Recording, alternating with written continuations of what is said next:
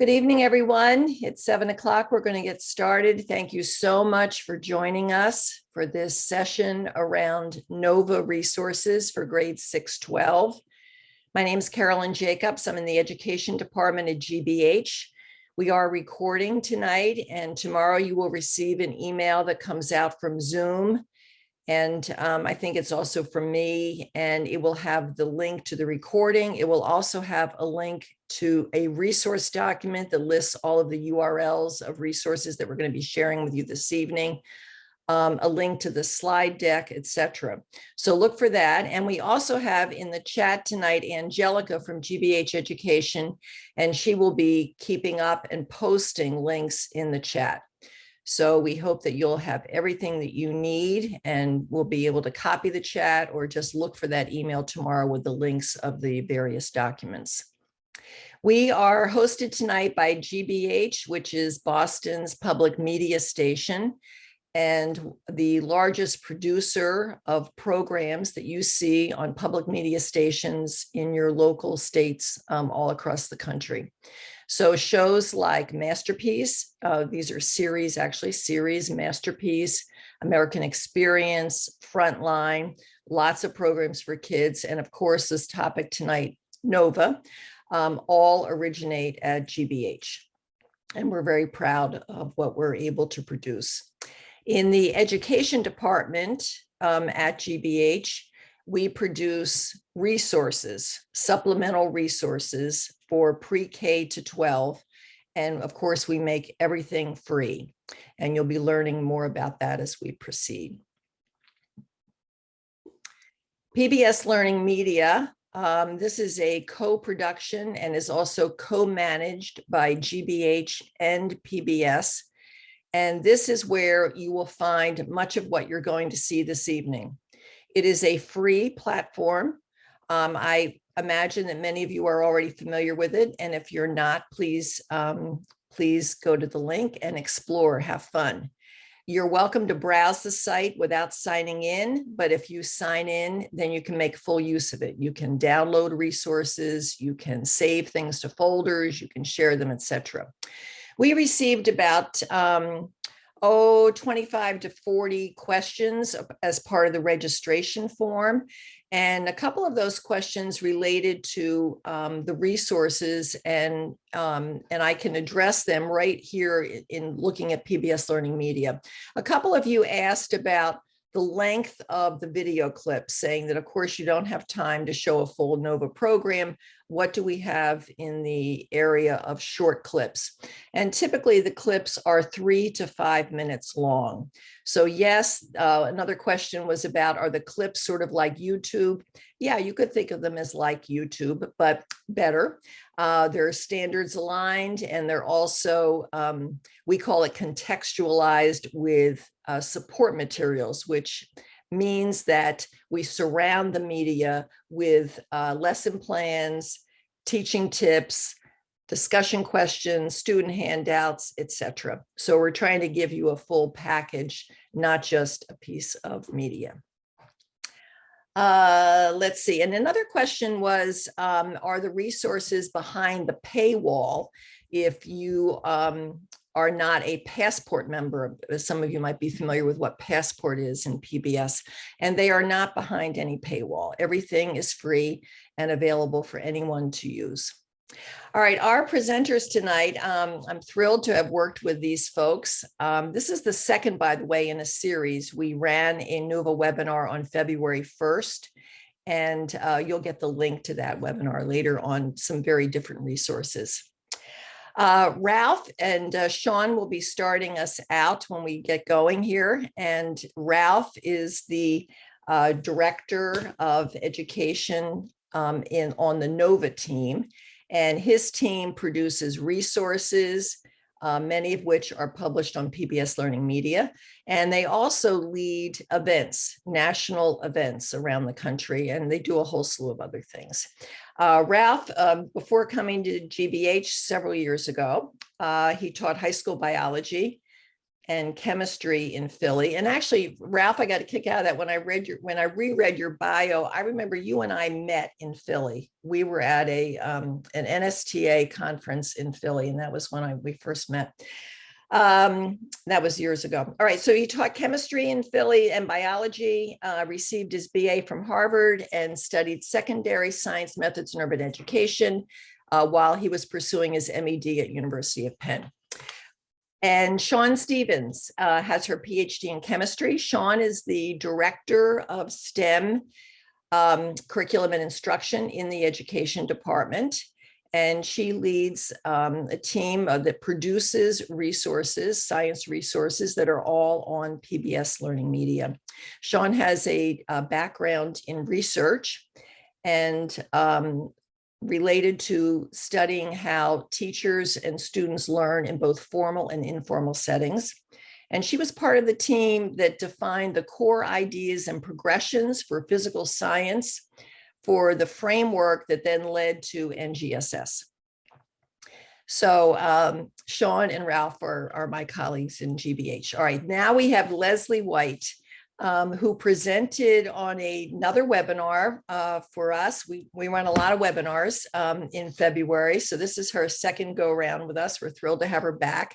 She's a former middle school science teacher and now a district science specialist in Duval County, which is Jacksonville, Florida. And in that role, she hops around to a lot of schools and supports teachers, works with students in small groups, does a lot of coaching. And this is a relatively new position for her, so she's working hard. She's an award-winning teacher. One of her many awards is the 2021 Shell Urban Science Educator Award, sponsored by NSTA. And then we have Alex Eden. Alex is a first-time webinar presenter for us. I hope he loves this experience and wants to come back again. He is a member of an immigrant Latino family, first-generation college graduate, and he feels privileged to work with a very diverse population of students at the Greater Lowell Votech High School in Lowell, Massachusetts. Alex has only been teaching 3 years, believe it or not, and he has won 2 awards, the Massachusetts Association of Science Teachers Dawn Sather Exemplary New Teacher Award. Maybe that came after your first year of teaching, Alex. And he also has won the Shell Urban Educator Award, similar to Leslie. So welcome, Alex. Thank you. All right, so the plan tonight, we're going to get started with Sean, who's going to talk a little bit about how the collections and what you will find on PBS LearningMedia before we get into some specific collections. Ralph will then pick it up with misinformation, and he will be followed by Leslie, who is going to talk about using the resources in the classroom. We always like to kind of give you an overview of what's available and then give you some specific stories from teachers about how they've used them. Then we're going to move to Beyond the Elements. That will be Sean and Alex. And then both Ralph and Sean will come back on for some final remarks of other collections. So I'm going to turn things over to Sean to get started. Thanks, Carolyn, and thanks to all of you for spending your evening with us. So I'm just going to give you a quick orientation of PBS LearningMedia. I think Carolyn covered a lot of it. So the one thing that we want to emphasize, though, is these resources are supplementary. They're designed to be flexible and adaptable so that they'll fit into your curriculum and enhance it. And so you can use these resources in multiple ways, whether it's to engage kids with phenomena or engage them in practices during the investigation. You can figure out how you want to use them. And like Carolyn said, they're not just a piece of media. We provide support materials for both teachers and students.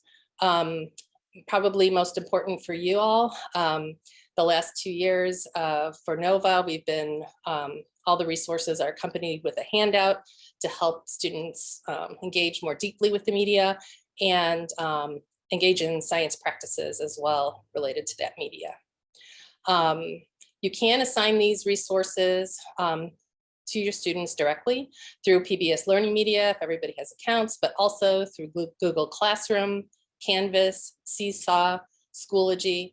The list is always changing and expanding. So if you have any questions, just check our help page and it'll tell you how to work with whatever your school uses. Next slide, please. So the resources are organized, a lot of them anyway, are organized by collection.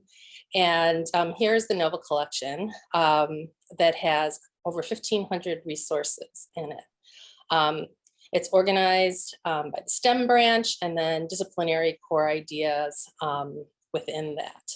There are other sub-collections that you can find. They're related to digital and web series that NOVA produces. The collection of NOVA labs, you should really check those out. They're interactive, really rich learning experiences about a large variety of science topics. And then there's also that People in STEM collection. And people, a lot of the people that are there talking about their professions and how they got there are women and people of color. So if it's maybe something that can help you connect STEM with your diverse students. There was a question about that, so I just wanted to make sure I mentioned that. Next slide, please. So to dig a little deeper into the resources, the vast majority of resources in the NOVA collection are excerpts from the episodes. They've been chosen to engage kids in an engaging phenomenon with interesting, relevant problems, things that have particularly great animations and visualizations, which NOVA is just great at. Maybe something like the Coriolis effect that we know kids struggle with. Things that are in the news, like the rebuilding and the destruction and rebuilding of Notre Dame. Sorry. Next slide, please. NOVA is also really great for connecting science and society and really making that connection between science and daily life. And I know that's what this is all, we're gonna talk more about special collections, but even not just the collections that we're talking about tonight, but a lot of the resources do that. And, you know, and so much of what they show is in the news. I mean, they had their COVID episode out in like April 2020, so 2 or 3 months into the pandemic. So, you know, they're so often they're really dealing with current science and technology issues. So you should really keep an eye out for that. But CRISPR's been in the news, the obesity problem, all of these things connect to our lives every day.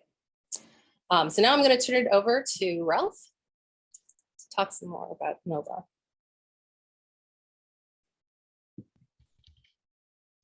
Great. Thank you so much, Sean. And thank you, Carolyn and Sean, for organizing this. And so happy to be here with Leslie and Alex tonight to talk about these resources. So, all right.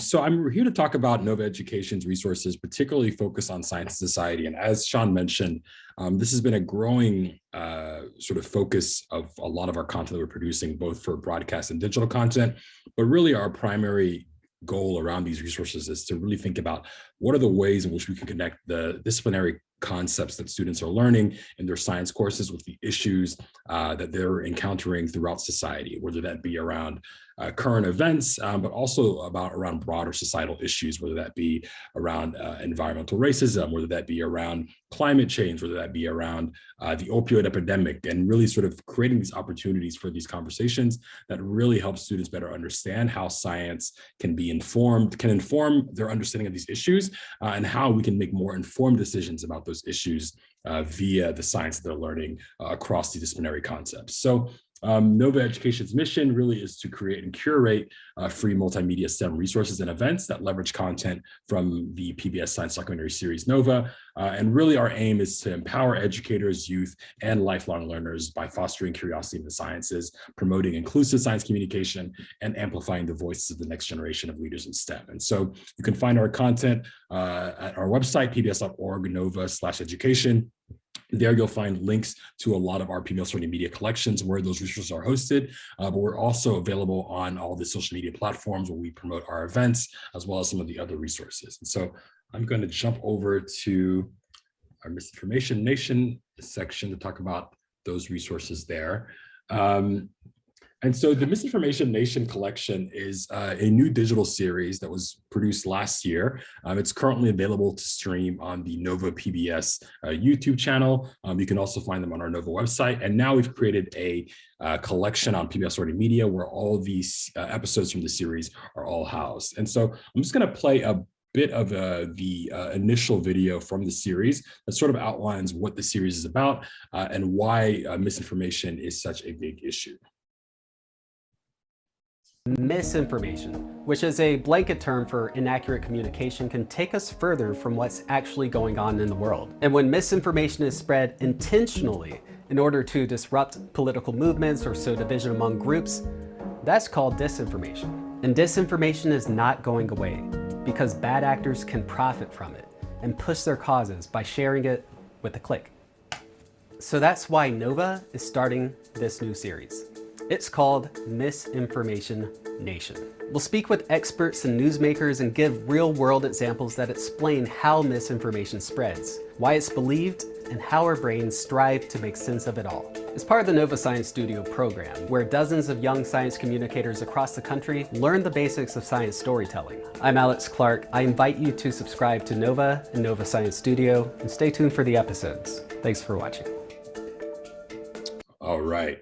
And so part of our goal around producing this series is really to provide resources to help educators confront science misinformation that they may be encountering in their classroom from their students. And I think what's important for us to understand is that we are now, I think, really at a moment where it's clear that misinformation not only has sort of real ramifications in our politics and our news, but also in our public health. And I think we've seen this over the course of the past few years with the coronavirus pandemic. It's just so clear now more than ever the impact that not having sort of access to credible scientific information can actually have very real ramifications that impacts people's health and their livelihood. And so this is really part of a goal that we've really been leaning into over the course of the past couple of years. Obviously, Nova is very committed to increasing and improving scientific literacy. And this issue around misinformation is one that is very important for us to confront, especially with our students. And I think one of the reasons why that is that there's often this misconception that because our students are digital natives, that they, are grown up with iPads in their hands, sort of familiarity on how to use these platforms, how to use these tools, how to use these apps, that somehow that equates having digital media literacy. And unfortunately, that is not the case. Students are very susceptible to misinformation and to disinformation. And it's important for us to ensure that they are equipped with the skills to be much more discerning sort of consumers of the content they encounter online. And so we're going to talk about a little bit about why that is. And so one of the studies that's really sort of revealed the degree to which this is a problem is the Stanford History Education Group, which did a study in 2019, really investigating sort of what students know about the information they encounter online and how discerning they are. And so in this study, they basically presented students with different forms of misinformation, everything ranging from stuff around elections to having them compare news stories and ads. And these are some of the results that they found, that 52% of students, when they were given a grainy video claiming to show ballot stuffing in the 2016 Democratic primaries, 52% of them believed that was strong evidence of voter fraud in the US. In the 3,000 responses, only 3 students of those 3,000 responses tracked down the source of the video, even though there were quick, this is something that they could find with very quick queries. 2/3 of students couldn't tell the difference between news stories and ads on Slate's homepage, even though the ads were clearly labeled sponsored content. And 96% of students did not consider why ties between a climate change website and the fossil fuel industry might lessen the website's credibility. And so it's very, very clear that this is a pressing issue, that just because students are familiar with the platforms, just because they know how to use TikTok, they know how to, create all sorts of funny videos on Instagram, that does not necessarily mean that they have the digital media literacy skills to navigate the content they encounter online. And so it's very important for us as educators to create opportunities to discuss the ways in which they are consuming this content and to make them more equipped to also, even work with their peers to be much more discerning consumers of this content as well. Another issue that's important to understand about all this is that because students now have more access to video production and distribution platforms than they've ever had before, that means that they are also, besides being sort of active consumers of this content, they're also active producers of this content as well. And so this is a poll from the Harris poll and Lego. And I remember when this first dropped, people were very, very sort of blown away by these results, that kids now dream of being professional YouTubers rather than astronauts. And of course, if we think about sort of the sorts of careers that students are exposed to, it makes sense why for many of them, vloggers and YouTubers rank as very top career professionals, because this is some of the stuff they encounter all the time. It's what they see every time they open up their phones. It's one of those places that they find a lot of their news, a lot of their entertainment content. And so it's important to understand that now, students have an entire production studio in their pockets now with their smartphones. So as a result, this means that not only are they consuming stuff, they're also going to be creating a lot of it as well. And so it's important for us to ensure that they have a better understanding of how to be digital media literate and how to not only consume that content, but also produce content that is factual based as well.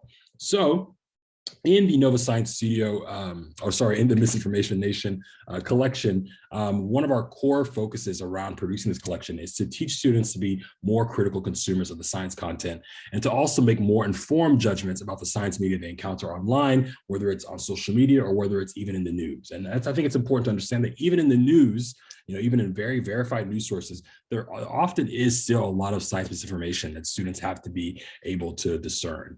And so what you'll find in the collection, the series includes teaching tips, it includes discussion questions, it includes background readings, and also handouts for independent practice. And so I'm going to pass this over to Leslie White, who's going to walk you through sort of how she is using these resources with her students, and also sort of how to sort of integrate this into your curriculum. So I'm going to hand it over to Leslie now, and thank you all so much for listening. All right, good evening. I'm just going to wait for Carolyn to share her screen again.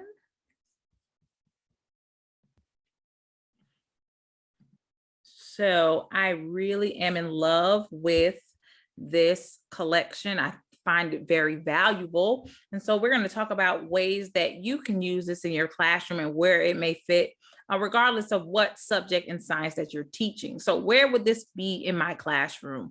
I teach in Florida, and I'm a curriculum specialist and coach, as Carolyn said earlier. And one thing that we can see in the data, especially in Florida, and we see this trend throughout the United States, is that nature of science, those standards are typically scored the worst across the board for students. And this is a great way to kind of boost those NOS standards. When you look at all of the resources in this collection, they are all tied to standards, and the standards you see when you click on the standard button will all depend on the state in which you're registered in. So teachers that find it hard to bolster those nature of science standards, something like this will be a great resource for you. That's all conveniently in one place, and it's free. So we all love that word. Next slide.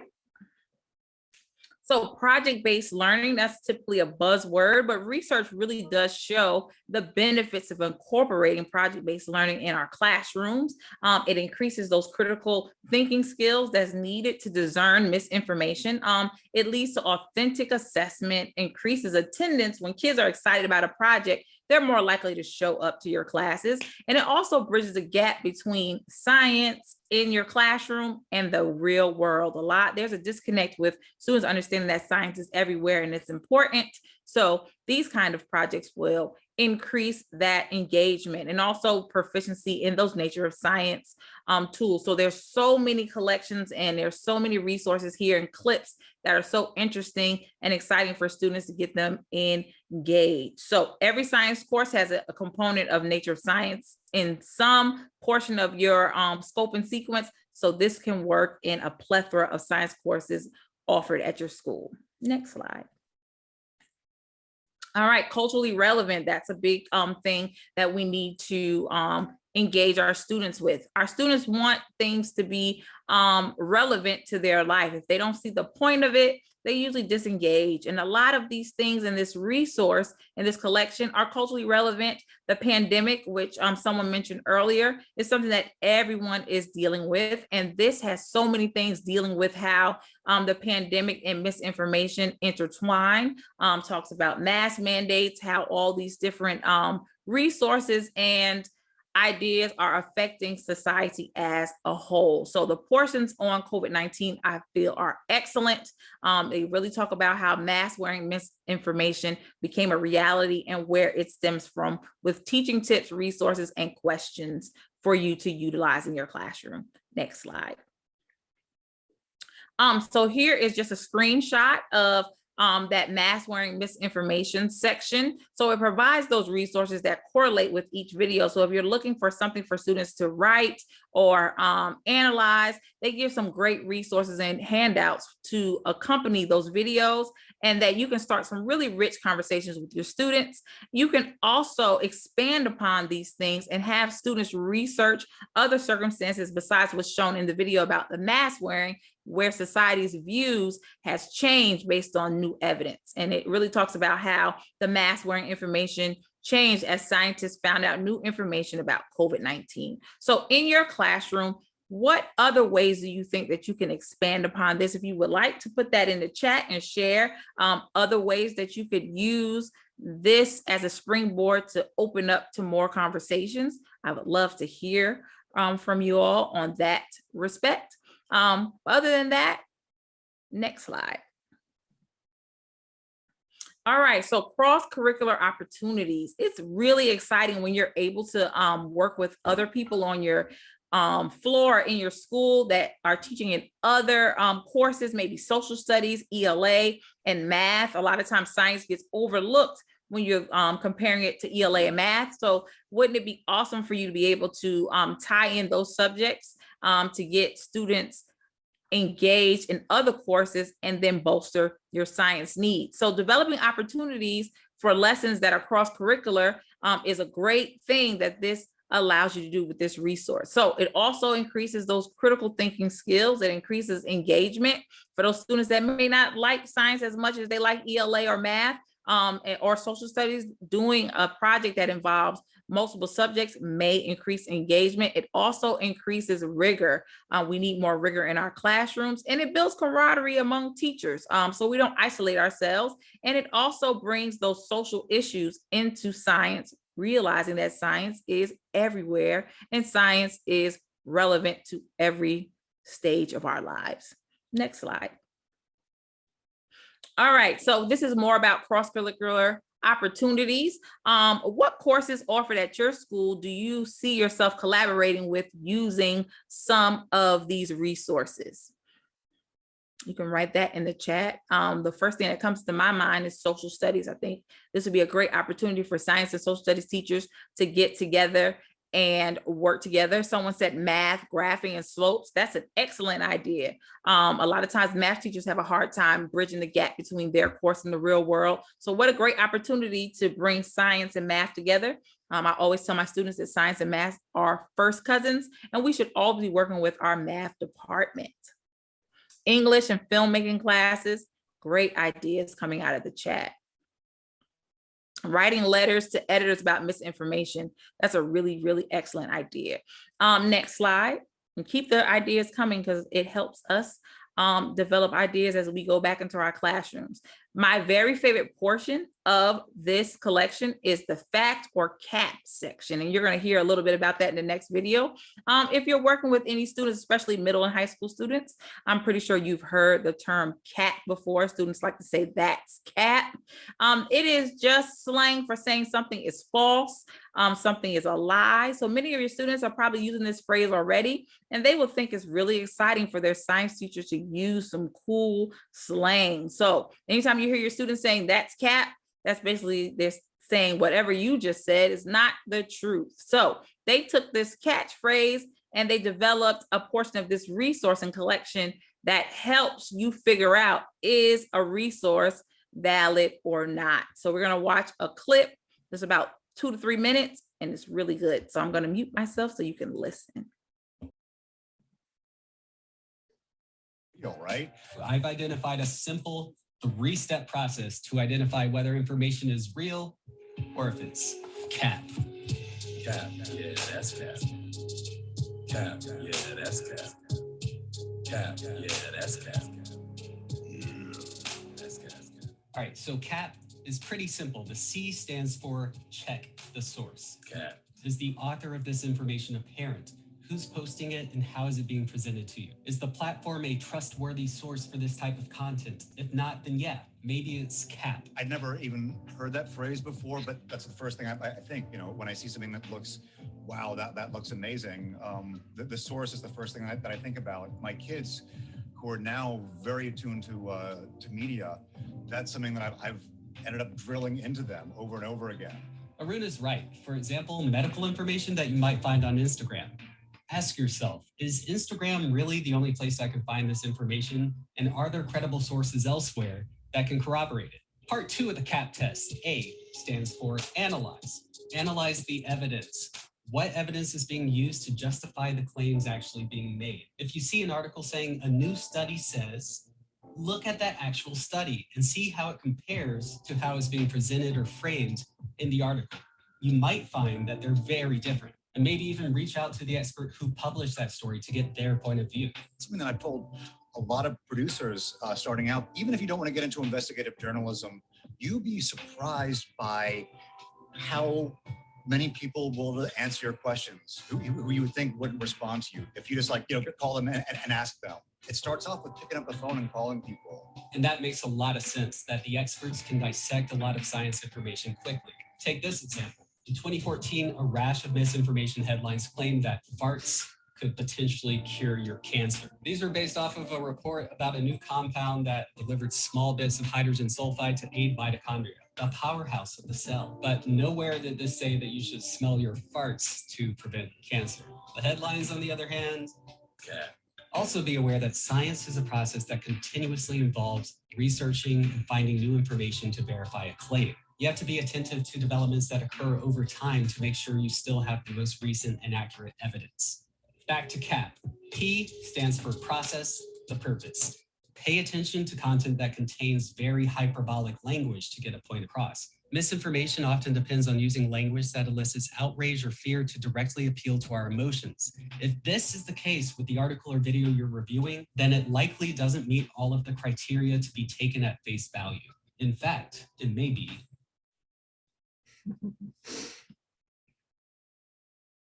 That is just one of my favorite portions of the collection, Fact or Cap.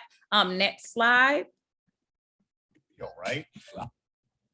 So this could be the answer to stop students from using Wikipedia as a resource, and we all have seen it. We all dislike it. So there's some great handouts and graphic organizers in this portion of the collection that will help students kind of analyze and break down different resources. They give you a headline and then you can break it down using that CAP acronym, and they give you a graphic organizer, and then they have some that are blank where you can give students different resources besides what is provided, and really be able to scaffold and use that. I mean, I already have encouraged teachers to start making anchor charts for CAP around their classroom to help students really begin to understand if these resources they are using are valid or reliable. So I think this is a great way to springboard questions and springboard some project-based learning and get some real research started in your classroom, especially for our high school students. Next slide.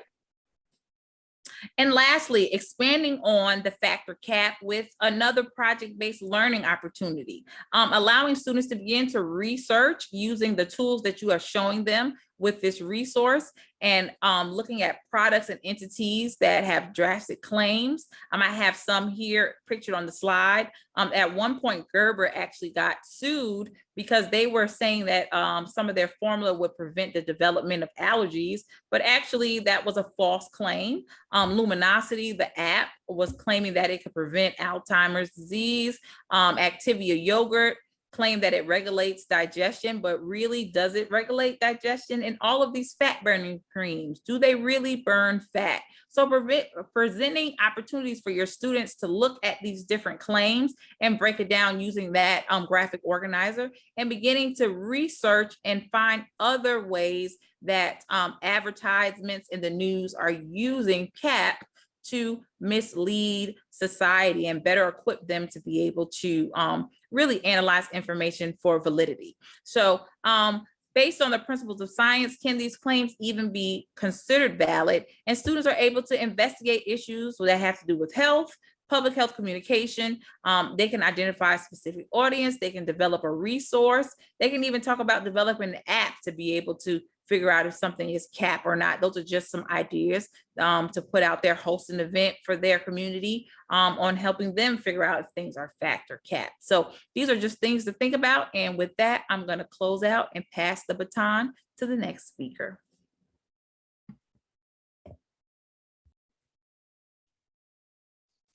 Thanks, Leslie. So now we're going to move from misinformation to chemistry and beyond the elements. Next slide, please. So the collection Beyond the Elements contains about a dozen resources on related to the three-part series of the same name. The series kind of dug into just chemistry and what its role is in throughout history, throughout human history, and how it affects how we got here today. What role does chemistry play in society? What types of problems has chemistry helped solve? And then even what have some of those solutions, what are some of the unintended consequences that they have wrought? And so this isn't a just one-sided, better living through chemistry type show, but really a multidimensional discussion of chemistry, both the good, the bad, how chemistry has solved problems, how chemistry can maybe help solve some of these unintended consequences that we're now facing, such as our plastic problems and such. Next slide, please. So I'm going to just talk about a few of the resources in the collection briefly, and Alex is going to dig in a little bit more. So one of the resources is the Beyond the Elements Reactions Interactive. I think Alex is going to talk about it a lot more, so I'm just going to breeze right through. That you can choose to focus on one or all four of these reactions. They're all relevant to our daily lives and society. And then there is a game-like portion where students can work on ideas of conservation matter and have gain experience balancing chemical reactions. Next slide, please. And so it's this this area that I want to talk more about is the language of chemistry, and that when it's you and we're experts, and so we can seamlessly switch and shift between these representations from atoms and molecules to the symbolic representations, and we know how to connect them to the phenomenon that we observe and experience. But kids need a little help, both developing the skills and the literacy to shift between these representations and know when to use one or another, and which models are best at which times, and then how they connect to the observable phenomenon. Next slide, please. So I want to mention, though, that this interactive gives opportunities to students to make these connections. So after engaging with the phenomena through video excerpts from the episodes about the reactions, then they focus on a single reaction. Here, they're looking at both individual atoms and symbolic representation. Next, please. On this part of the interactive, you can see the connection between ball and stick models of molecules, symbolic representations, and the individual atoms. And then the next slide, please. And then finally, there's the link between the common name and the symbolic representations of the molecules. And so working through this gives students the time and the practice to go through and make all these connections into kind of a network about each of these reactions. Next slide, please. So the rest of the resources in the collection are video excerpts from the 3 episodes. They've all been selected to be engaging or relevant phenomena for you to use in your classrooms, not just chemistry classrooms, but also probably even earth science and biology as well. Nova they always have those just awesome visualizations of processes, especially at the molecular level. You can see here how soap works. So those kinds of things are what we choose for excerpts to help you enhance your instruction. Next slide, please. So I'm just gonna dig a little deeper into one resource and talk about how and why we designed it this way. I guess we can, this is an introductory video on explosions. Can you play that, please? Thanks. It all goes back to that stubborn nitrogen molecule. Think of it like a spring. Pulling the atoms apart takes a lot of energy, and sticking them into nitrogen compounds keeps them separated. But in explosives, those compounds are designed to fall apart quickly, freeing the nitrogen atoms to spring back together and releasing the stored energy from pulling them apart.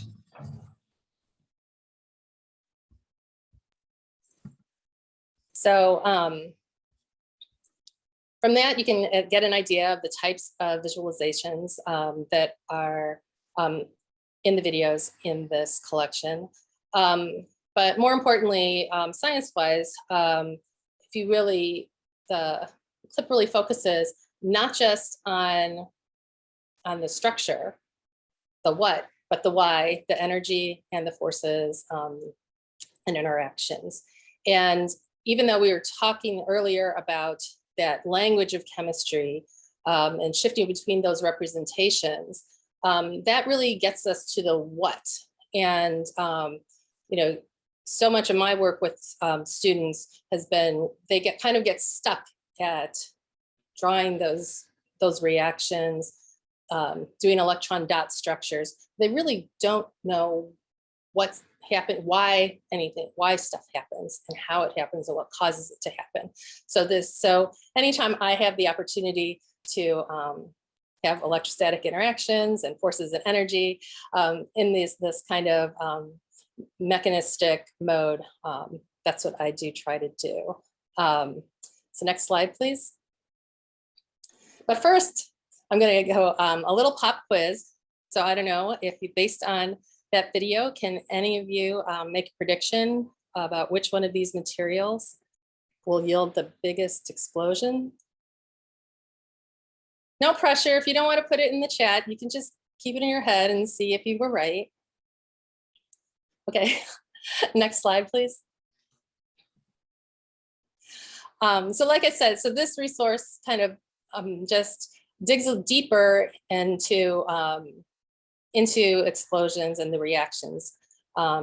Next, please. So it goes through all these different materials, go from cellulose and then just add a nitro group. And you can see just having that, a little bit of nitrogen just releases so much more energy when it's burned. The next clip is AMPHO. You can see that is a bigger explosion and releases more energy. And it specifically talks about, it's not just about the explosion in the material, but the fact that they really focus on it takes energy to break bonds and the role of activation energy in starting these explosions. They compare nitrogen iodide, which can be detonated with a feather, to something like this, a more stable explosive that actually needs another little explosion to detonate. Next, please. And finally, RDX. So that's the most powerful one. So I see we got a few right answers there. This is also the one that they use on movies. So they're nice big explosions. And again, if you watch the video, they still talk about the amount of energy released when bonds form, and that it takes energy to break bonds. So just going through these different materials and different explosions provide a lot of opportunities to dig in and look at energy diagrams, look at potential energy, not just and kinetic energy, not just the typical energy activation energy graphs, and dig in and motivate your students to kind of get more into the mechanistic realm of these reactions. Next slide, please. Okay, and then finally, we didn't quite make our, we weren't quite able to get them into the collection for the seminar or the webinar, but within a week or so, there'll be a few more resources that integrate these digital videos from out of our elements. And hosts, Arlo and Caitlin, they dig deeper into some of the phenomena from the Beyond the Elements series, but also investigate some other ones. And they go out, they talk to scientists, and they ask the scientists the questions that we would want to ask if we were actually talking to them. In addition, every video has a link to some kind of societal or personal connection to make the science meaningful to us. So I'm going to now turn it over to Alex, and he's going to talk more about how you can use the resources in this collection in the classroom. All right, hello everybody. Thank you, Sean, for introducing Beyond the Elements. I want to share with you all how I see myself using parts of the collection versus how I've used it and how I plan on using it in the future. So before I dive into this, a little bit of background on the school that I work in. So I work in a vocational technical high school. So what that means is that in addition to a traditional academic experience, with your science, your math, your history, and so on, my students also partake in a career area. So half of their education is their traditional academics, the other half is their career area. So I see my students every other week. So because of that, when I don't see them, I try to make sure that they were exposed to things that would be memorable for them, so that when I quiz them or they go to take the state test later, they can be like, oh, I remember that video that I saw in class. And what I love about the Beyond the Elements collection is that there is so much to be shared. There are so many videos, and everything is explained so well that all the students can easily connect to it. So to start out, when I first went through the collection, I actually immediately started noticing like, hey, all of these things connect to many different frameworks that we have to hit when teaching biology. So for example, I'm going to dive into the reactions interactive in a moment, and that connects to cell processes, specifically photosynthesis. I saw ozone and the plastic problem connecting to ecology, as well as the properties of rubber connecting to chemistry of life, and then even the directed evolution videos connected to the evolution unit. And all of these topics we hit at different points in the school year. So it allows for a nice flow to be connected within them all. Next slide, please. So for the reactions interactive, Sean introduced us to it. So it goes into 4 different interactions, such as oxidation, cement, fertilizer, and photosynthesis. I mostly focused on photosynthesis and the fertilizer, but what I loved about it is that in addition to all the directions being written, it was also verbally explained by David Poe, who is the host of this episode. And in doing so, I noticed that it actually helped a lot of my English language learners because I actually used the photosynthesis interactive with them. And they said that listening to him explain the directions actually made it more clear for them. And as they go through the different tasks, they are able to assess themselves, learn, watch videos, and they were actually very, very engaged. Next slide, please. So this is an example of the photosynthesis like landing page. So when they first land on this page, it doesn't have all of those numbers available to them. So it actually only starts with number 1, where it says how photosynthesis transformed the earth in the bottom right corner.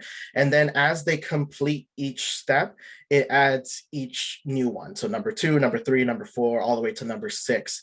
And all the way they are explaining it, they are going through interactions and a lot of different ways to view the reaction. So on the next slide, I have a couple of screenshots of that.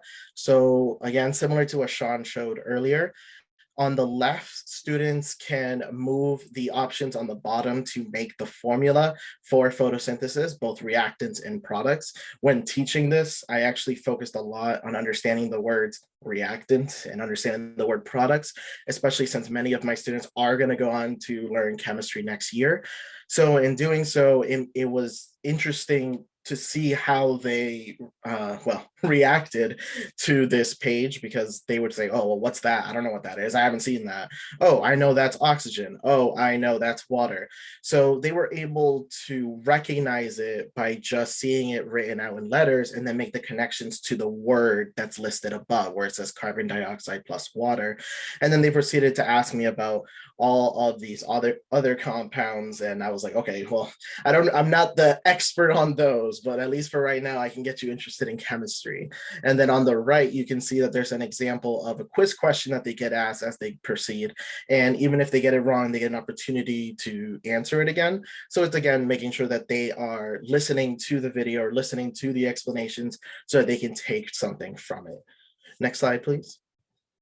So again, this is more examples of things that they have to do. So on the left, you have all of the reactant molecules that are needed for this reaction. And what happens is students will add energy to it and they'll see the molecules start to bounce around the screen and then eventually they'll break. So what I love is while this is happening, it has a note there that it says, this isn't really how it happens, but this is simplified. And I think that is important for students to know, where it's like, hey, in nature, this isn't exactly how it happens, but this is just a visual and model for you to really understand this further. And then on the right side of the screen, you can see that once all of the atoms have been separated, they get to build the new products from this reaction. So they get to see what they started with versus what they end with. And I think that is great to see, especially since they're used to just seeing a formula and knowing, oh yeah, we take this and make that, but now they actually get to make it as part of this interactive. Next slide. All right, so moving along from that, so I got to do that with my students while learning photosynthesis, but I also saw connections to human impacts. So we start the year learning ecology, and then at the end of the ecology unit, we talk about human impacts. And there are a lot of videos that touch upon various aspects of human impacts, and you can connect it in many different ways. I specifically honed in on the ozone video, the plastic problem, and as well as the properties of rubber. The ozone video talks about many different things, such as, well, what is the ozone layer? What is it made out of? What are UV rays? What is the difference between UVA, UVB, UVC, which is something that many students might not be familiar with.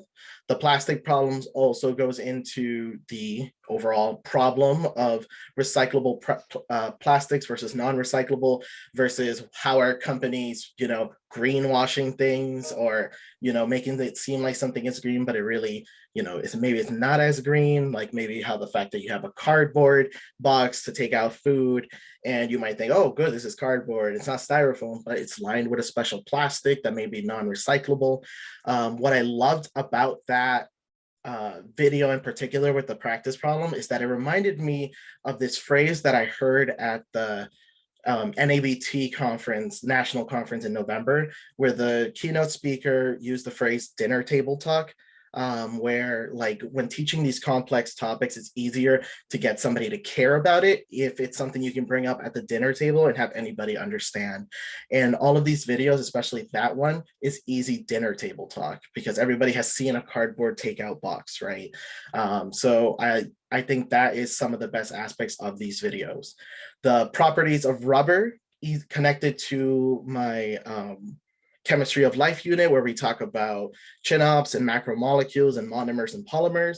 And what I found really cool is that the video talked about vulcanization, which is how you can make basically one big molecule. So in the video, the host says, wait, this is one big molecule, this tire is one big molecule. And that's just fascinating to think about. And, I showed that one to my kids and they immediately wanted to talk about, like, what does that even mean? What does that look like? How is a tire that complicated? It's just a tire, right? There's a lot going on.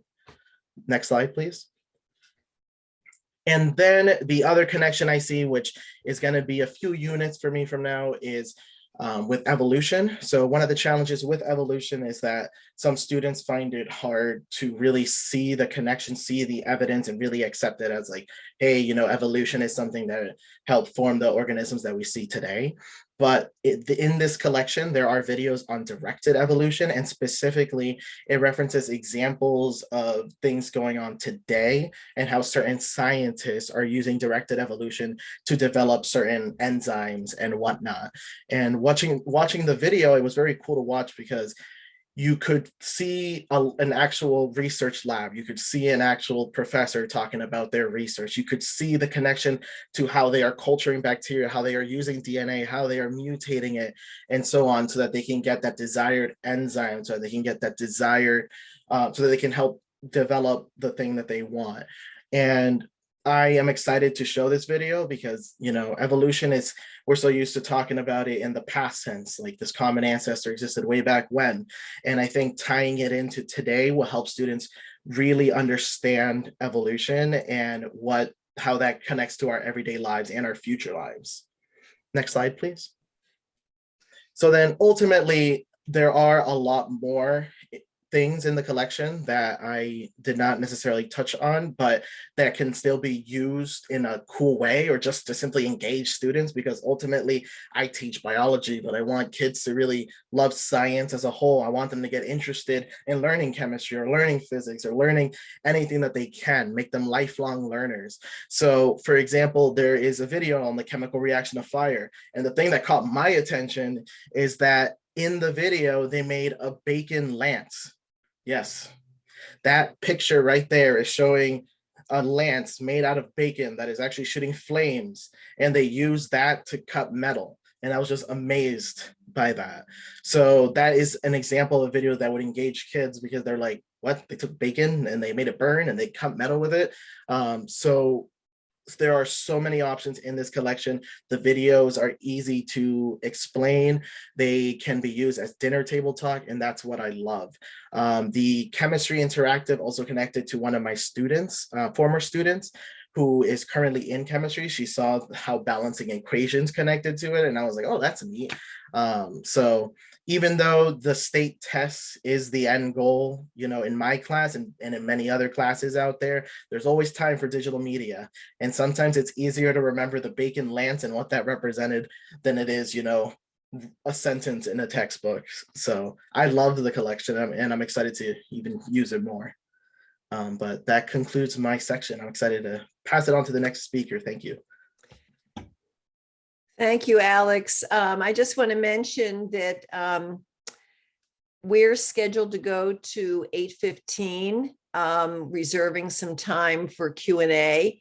And we do have a few more collections to share with you very briefly.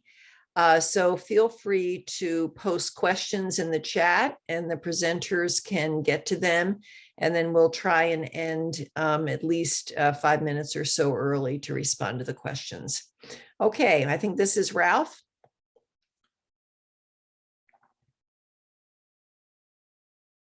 You're muted, Ralph. Yep. Great. Thank you, Carolyn. You're welcome. Hi. Great. So I just wanted to talk a little bit about the Cannabis Question collection. And so and on the next slide, there's a question that I just want to pose to you all, which is, what are some strategies you use when discussing potentially controversial topics like cannabis use of students? And so I think this is really important because obviously one of the core tenets of our Science Society project is, again, thinking about what are the ways in which we can bring conversations about issues that are happening across, you know, American society, and make sure that students are aware of the way in which scientific evidence can help us better understand those issues, but also inform a lot of the decisions that folks are making. So anybody have any responses to this question, please post them in the chat. But when you are discussing potentially controversial topics like cannabis use for students, what are some strategies that you use in doing that? And so, well, one of the things that's interesting about this collection is that it's really focused on a couple of key issues. The film itself goes into understanding what science has to say about what cannabis is, its impact on our bodies, its impact on the adolescent brain, the endocannabinoid system, but also on the fact that, you know, we're dealing with a situation right now where cannabis use historically has been very heavily criminalized, and communities of color in particular have been sort of most victimized by the laws around cannabis use. And so it's important to understand these issues. It's important to understand the historical context around these issues, and then to help us make more informed decisions about what is happening right now. So on the next slide, we can talk about a few details in this collection. So, Carolyn, if you could press next on the slide, there are a couple of animations here. So the Cannabis Question explores the story of cannabis from the criminalization as disproportionately it harms communities of color, to also the latest medical understanding of the plant. So it's really important that students are able to understand not only sort of the historical context, but also what does science have to say about this. And I think this is really important because so much of the messaging that students may have received sort of historically, when we think about programs like DARE, we think about programs around sort of drug use. We want to make sure that it's important that this is actually being informed by the scientific evidence and not by sort of people's moral feelings about a particular issue. And so the film is actually available to stream on the Nova YouTube channel. It's free to stream there. And Carolyn, if you click next, the URL will pop up there. And so this is where you can watch the film in its entirety. It's a 1 hour long documentary there. And I think it's a really, really great resource because not only does it go into sort of what historically we know about it, but also sort of what the recent understanding is of, sort of cannabis's impact on communities. And so on the next slide, we'll talk a little bit about some of the resources that you'll find in this collection. But in short, And Carolyn, if you click through a couple times, you'll pop up with some of the animations. But what you'll find in the collection include an educator guide. And so this includes tips for having facilitated discussions around cannabis, but also appropriate language to use when discussing cannabis. So I think it was really, really important, especially when we're talking about anything related to drug use or to addiction in general, is how do we ensure that we are using language that isn't stigmatizing language? And that's everything from, I think part of this is definitely related to the fact that our knowledge and our understanding, of addiction and what it means and its impact has shifted from, understanding it as a moral failing to really a neurological disease and neurological condition. And so it's important that when we are talking about anything related to drug use or addiction, that we use language that doesn't stigmatize people, that is rooted in the scientific understanding, of these conditions and of, these drugs as well. And it also includes an FAQ of frequently asked questions about sort of the scientific evidence around cannabis. You also find a community outreach toolkit, as well as also video resources that cover several topics, including, and if you click on the endocannabinoid system, and so this is the system that we have in our bodies, that our bodies actually produce cannabinoids. So cannabinoids are not just found in the plant. We actually have a whole wealth of cannabinoids that our bodies use to regulate homeostasis. And so this is something that's an important finding that's happened over the course of the past, I would say 10 to 20 years in our understanding of the system and how it works. There's also stuff about the addiction risks of cannabis use, and that's very, very important as well. The effects of cannabis on the teenage brain. I think these are really important resources to share with students. Obviously there's so much conversation, they're seeing CBD everywhere. There's also some great resources that explain what CBD is, what its impact on the brain is. And then on the final, I think, you'll see the regulation of cannabis-derived products. And so these are just very important issues that I think are important for students to understand, to be more informed about sort of cannabis's use, the addiction risk, the effects on the teenage brain, as well as better understanding of how exactly are these products that have cannabis, how are they being regulated, and what are the decision points that are important for students to understand about this. And so definitely, if you're teaching anything related to health and anatomy and physiology, if you're dealing with anything related to sort of anything around sort of drug use education, this is a really, really great resource to ensure that students have a scientific evidence sort of backed understanding of these issues and of how they impact our society. And so I definitely recommend this resource. The film, again, is available to stream on the Nova channel, and this collection is available on PBS LearningMedia, and it's a really, really important one to help facilitate discussions about these issues that students are encountering throughout their communities. And I think that's it for me.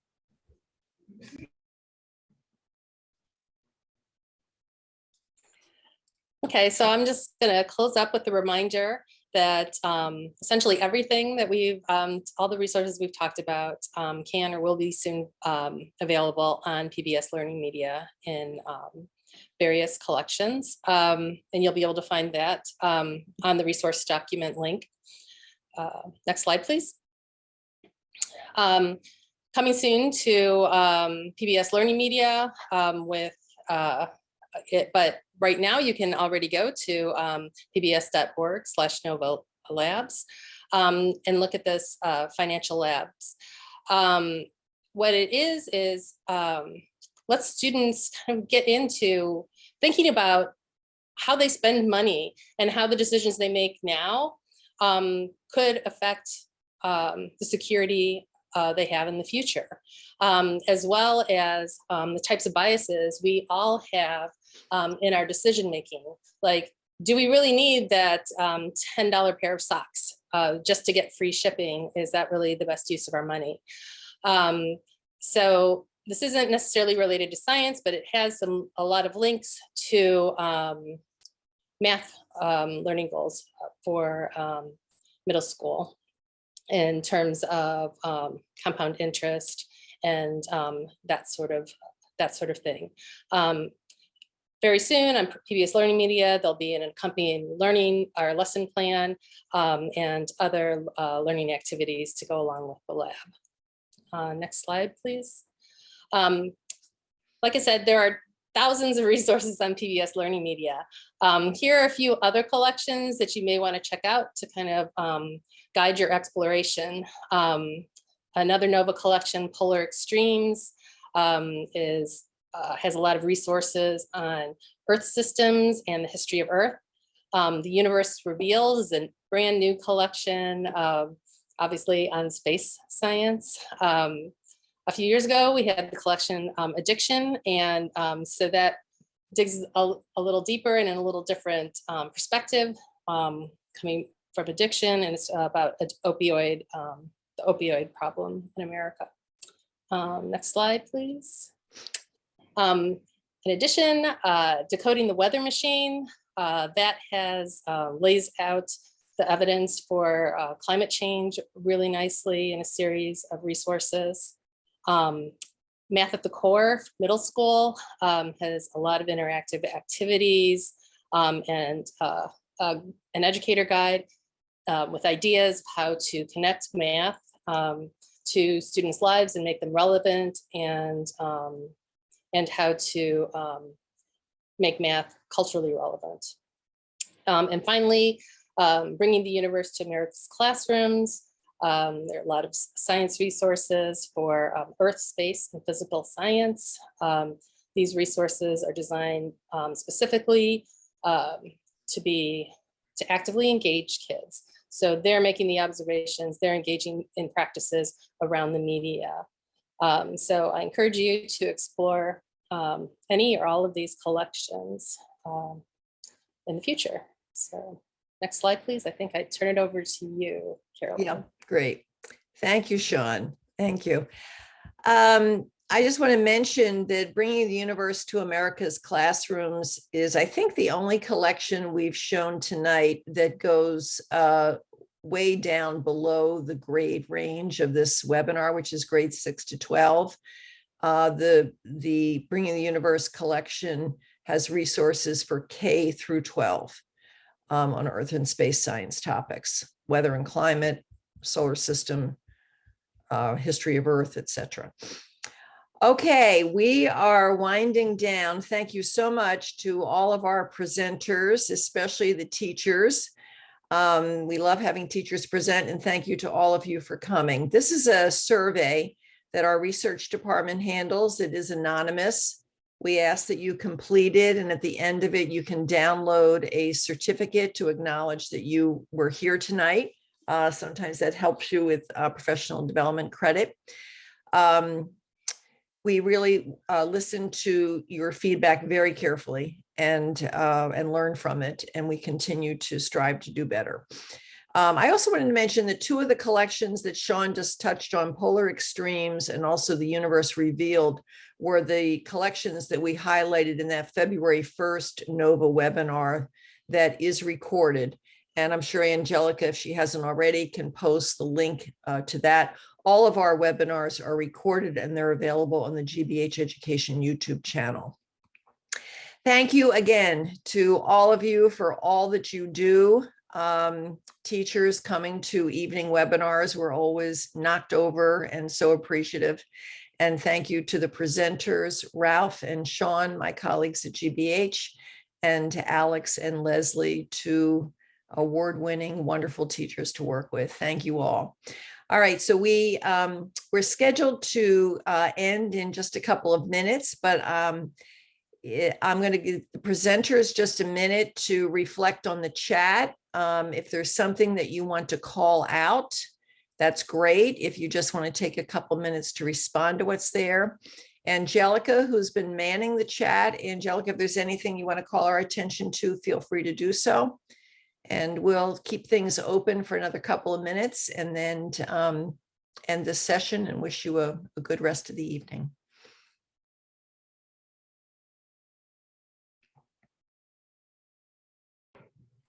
Carolyn, there was one question about the photosynthesis game that I saw in the Q&A. So I just wanted to answer that question for Brenda. I would say that generally I would plan for about 90 minutes or so for that interactive. It is sort of partitioned into different sections. So you can have students sort of complete sort of one set of interactions and videos and then move on to the next section. So definitely don't feel like you have to complete in one. There is an educator guide that accompanies the interactive that goes into more detail for how you can split up that entire game over the course of several class sessions. And I'll post that in the chat right now. And I would also add, because I did it with my students, I have a wide range of how fast students go through my assignments.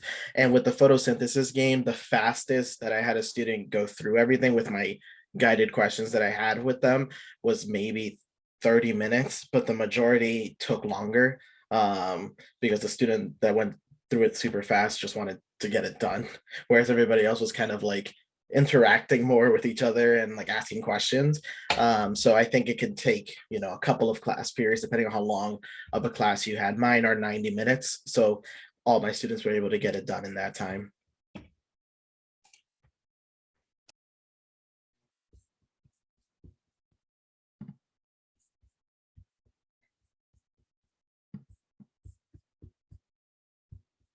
Okay, anyone have any final thoughts? All right, I'm going to keep the chat open for just another minute. I'll stop the recording now. And thank you again to everyone. And we will continue to send you notices and emails about our events and hope to see you at future webinars. And my email address is here. You are welcome to email me with any questions for GBH, NOVA, etc., and I'll get the question to the right person. Thank you very much. Good night, everybody.